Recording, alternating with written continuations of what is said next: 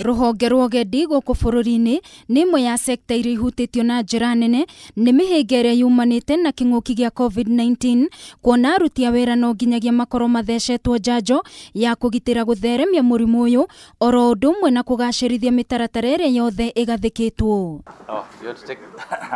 Minista wa ugendi Najib Balala augite no nginyagia ni mikawa hamwe na aruti a wira mahingage mawira mao thaa 3 cia utuku ta uria kwendekithitio na aria megwika mugaru na mawatho maya no marua mao ma wira megutunywo kwa ihinda ria mwaka umwe. Some enforcement officers go to restaurants and force them to close down at 7 p.m.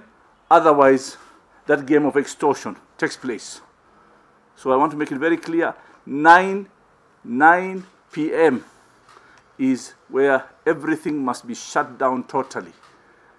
8:30 you stop serving, 9 o'clock everybody is out. Would like to urge our members to please continue observing these protocols, and when it is time to observe the curfew rules, we are telling our members, please observe, let's not have anyone breaking these curfews. Balala augite thirikari ni inyitetie muthiori kunyitirira sekta ya ugendi akiuga kuri na miario na riendekithia hari njanjo iria ciukite bururi-ini ngiri mirongo itano ciacio iheo aruti a wira sekta-ini ya ugendi. We believe vaccination is the one that will make the industry recover faster.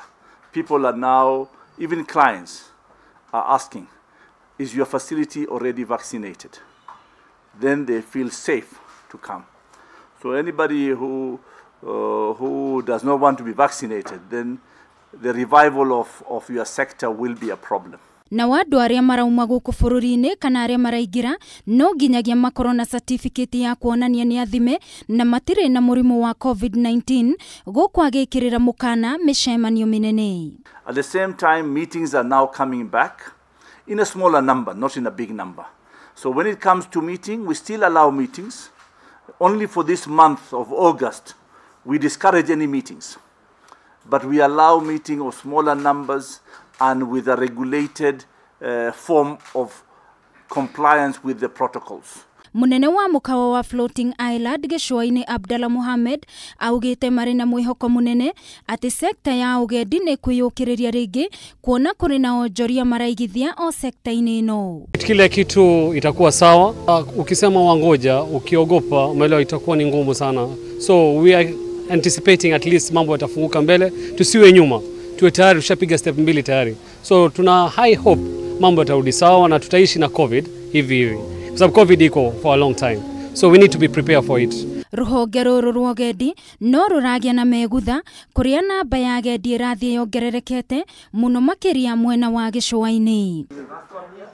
Ngiribotera Kameme TV ni njitagwo Wangui wa Muiruri.